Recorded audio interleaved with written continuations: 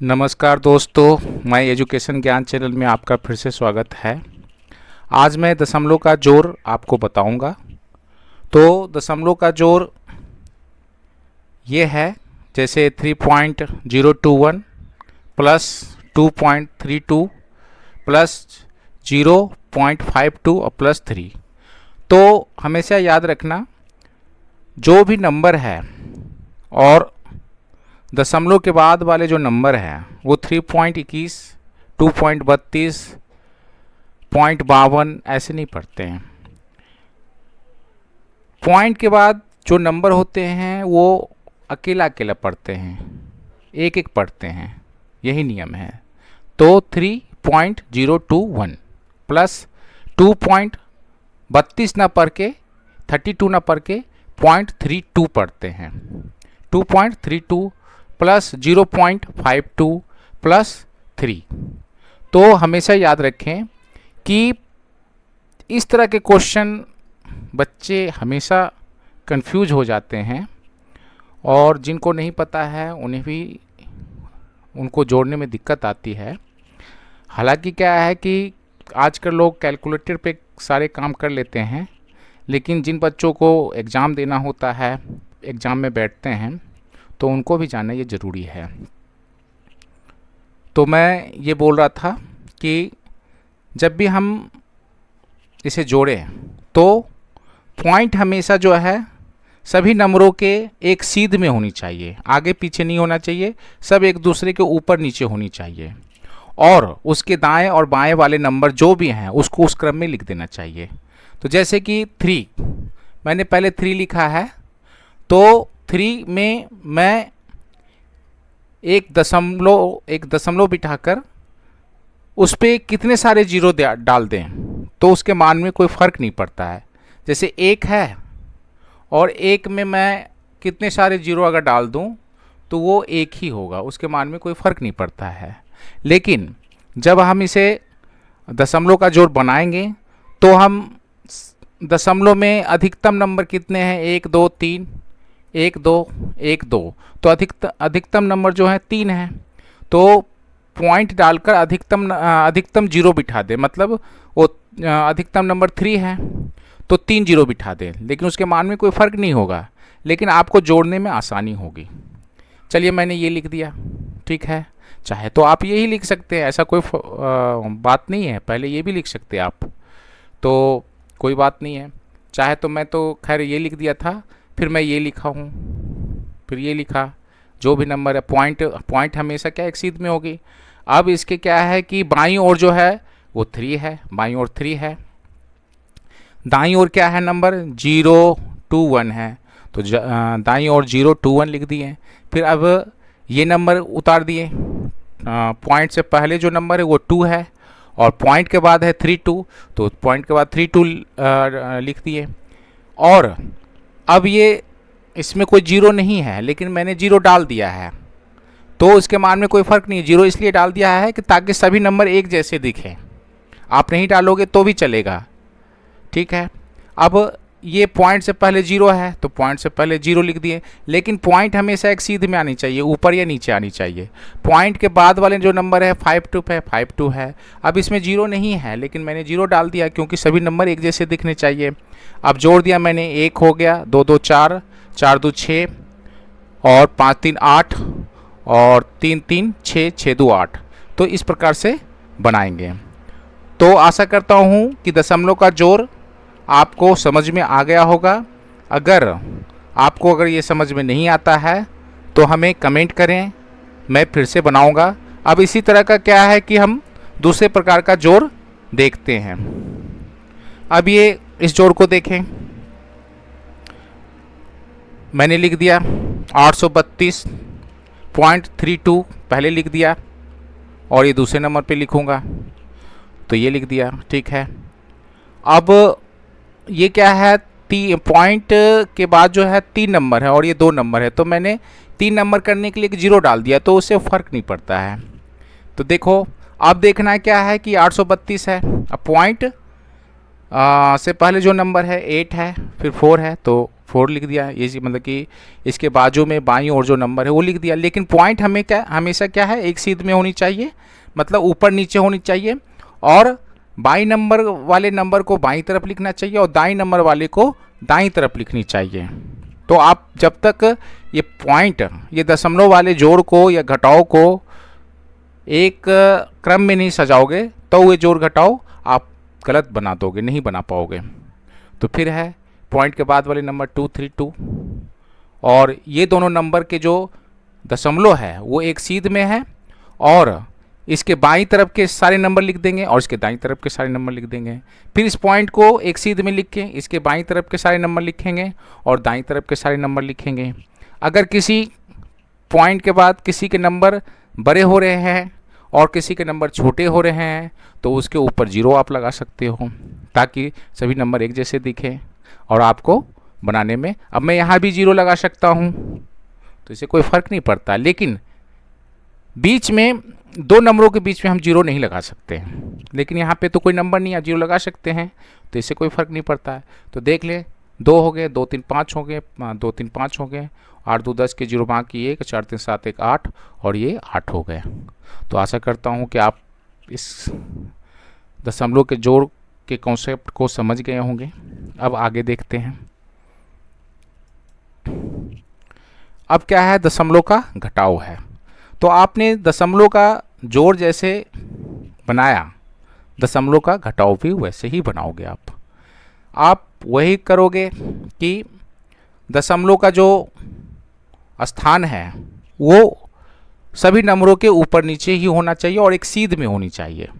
अब देखें, दशमलव से पहले 3 है, दशमलव के बाद 721 है। अब दशमलव लिख दिए एक सीध में, दशमलव से पहले एक नंबर है तो 1 लिख दिए। अब दशमलव के बाद जो है वो 8 है। अब 8 के बाद कोई नंबर नहीं है तो 0 लगा दो, उसके मान में कोई फ़र्क नहीं पड़ता, मैंने 0 लगा दिया। अब इसको घटा दीजिए, 1 में से 0 जाएगा 1 होगा, 2 में से जाएगा 0 तो 2 होगा, और देखो इससे क्या है, उधार लेगा तो ये 17 हो जाएगा, 17 में से 8 जाएगा 9 हो जाएगा, ये 2 में से 1 जाएगा 1 है। आप जो सिंपल घटाव बनाते हो वैसे ही दशमलव का घटाव बनाओगे, लेकिन आपको दशमलव का स्थान, उसको दशमलव को स्थान को क्या है कि सही क्रम में रखना पड़ेगा, तभी आप दशमलव का घटाव या जोड़ बना सकते हो। खासकर मैं सभी बच्चों को बताना चाहता हूँ, और जिनको दशमलव का जोड़ घटाव के बारे में सीखना है उनको भी बताना चाहता हूँ कि आप ऐसा करो। और मैं आपसे प्रार्थना करता हूँ कि कृपया मेरे इस वीडियो पे आप कमेंट ज़रूर करें, अच्छा या बुरा ज़रूर कमेंट करें। आप देखते हो तो पूरा देखें इस वीडियो को, और अगर आपको आता है तो अपने घर के छोटे बच्चों को भी दिखाएं। आजकल क्या है कि बच्चे ट्यूशन पढ़ते हैं, वहाँ भी नहीं समझते हैं, वीडियो के माध्यम से देखेंगे तो वो सीखेंगे। तो आप ज़रूर करें ऐसा, और मेरे चैनल को ज़रूर सब्सक्राइब करें, इससे मेरा मनोबल बढ़ेगा। फिर ये देखते हैं 4.8 और 2.05। अब कितने बच्चे को सोचते हैं कि अरे यार ये कैसे बनेगा, तो वैसे ही करना है। आप दशमलव का एक स्थान निश्चित कर लो, और दशमलव से पहले 4 है, दशमलव के बाद 8 है, ठीक है, वैसे लिख दिए। दशमलव से पहले 2 है, दशमलव के बाद 0.5 है। अब ये यहाँ पे खाली रहता तो उसकी जगह पे 0 दे देते। अब इसको घटा दीजिए, 0 तो आपको देना ही पड़ेगा।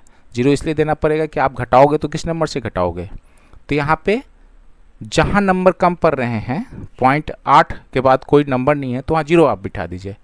तो आप 10 में से 5 जाएगा 5 होगा, ये 7 हो जाएगा, 7 में से 0 जाएगा 7 होगा, और 4 में से 2 जाएगा 2 होगा, तो 2.75।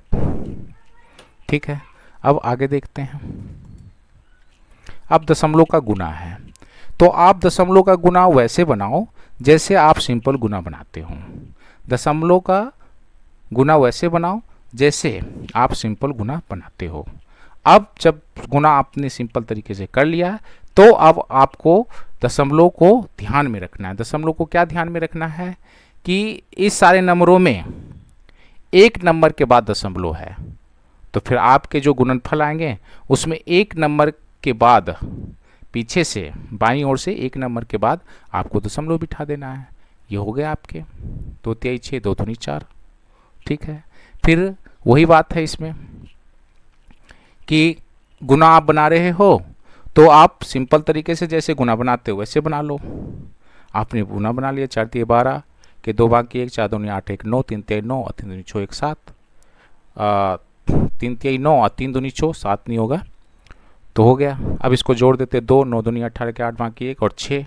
अब आप देखें कि इसमें टोटल कितने अंक के बाद दशमलव है। इसमें 1 अंक के बाद दशमलव है, इसमें 1 अंक के बाद दशमलव है, तो 1 अंक के बाद इसमें दशमलव है, 1 अंक के बाद इसमें दशमलव है, तो 1 और 1 2, यानी टोटल 2 अंक के बाद दशमलव है।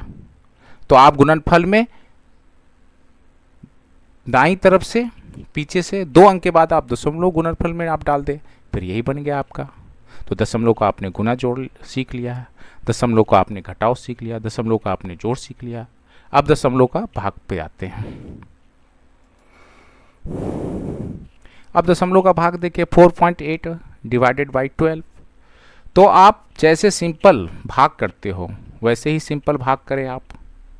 ठीक है, तो आप बटा के रूप में वैसे लिख दें या ऐसे भाग कर लें। तो 12 चक 48 होती है, तो 4 आया इसका भागफल। अब देखें कि कितने अंक के बाद दशमलव है, तो 1 अंक के बाद दशमलव है, तो भागफल में 1 अंक के बाद दशमलव देंगे तो पॉइंट यहाँ 4 से पहले एक पॉइंट दे देंगे। अब 4 से पहले एक पॉइंट देंगे तो यहाँ पे तो क्या है कि एकदम खाली खाली जैसा अच्छा नहीं लग रहा, तो उसके आगे के 0 दे देंगे। तो ये हो गया 0.4 आंसर। फिर आप देखें 4.8 और 1.2। तो आप इस नियम को हमेशा याद रखें कि दशमलव के भाग में अंश और हर के रूप में लिखा हुआ है, हर अंश और हर के रूप में नहीं लिखा हुआ तो आप लिख दें। जैसे कि यहाँ देख ले 4.8 और 1.12।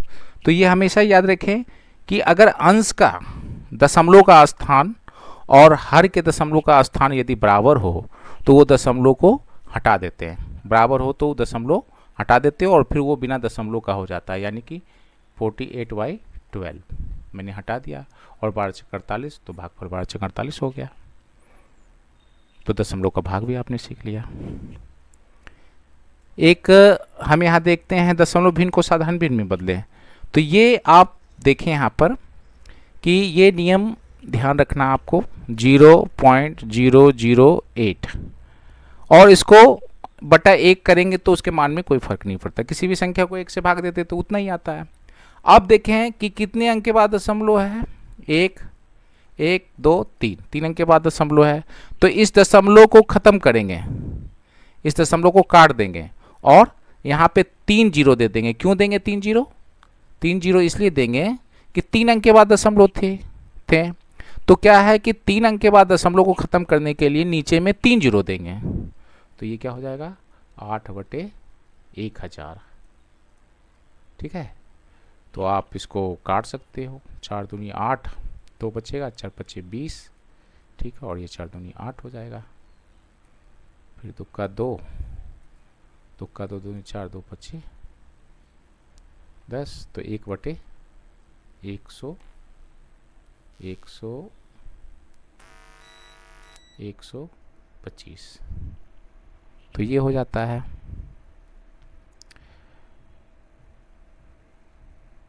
तो हो गया, वैसे बनाते हैं। ठीक है, अब दूसरा नंबर देख लीजिए।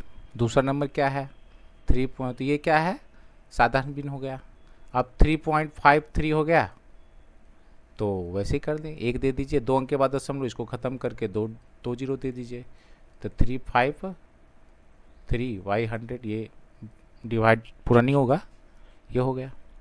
फिर 3 नंबर देख लीजिए, 2.5 है और बटे 1 है, तो ये दशमलव 1 अंक के बाद है तो नीचे 1 0 दे देंगे। तो 5 दूनी 10 और 5 5 25, तो इसका क्या हो जाएगा 5/2। तो इस प्रकार से आप दशमलव के बारे में सभी तरह की बातें जान गए और उसके बारे में जोड़ घटाव गुना भाग आप सीख गए हैं। दोस्तों, मैं YouTube पे मैथ संबंधी काफ़ी वीडियो डाल चुका हूँ, लेकिन मेरे इस चैनल पे ना तो व्यू बढ़ रहे हैं ना सब्सक्राइबर बढ़ रहे हैं। तो आप जब तक मुझे सपोर्ट नहीं करोगे तो ऐसे ईमानदार चैनल आगे नहीं बढ़ पाएंगे। आप तरह तरह के अच्छे बुरे वीडियो और यूट्यूब पर देखते हो, मनोरंजन होता है, लेकिन जब एजुकेशनल चैनल को आप सब्सक्राइब लाइक करके आगे मोटिवेट नहीं करोगे, तो जब वीडियो आपको अच्छे नहीं मिलेंगे तो आप एक अच्छे ईमानदार आदमी को मोटिवेट नहीं करेंगे, तो अच्छी बात नहीं है। कृपया क्या है, मैं आपसे प्रार्थना करता हूँ कि मेरे चैनल को सब्सक्राइब करें, लाइक ज़रूर करें और कमेंट ज़रूर करें। धन्यवाद।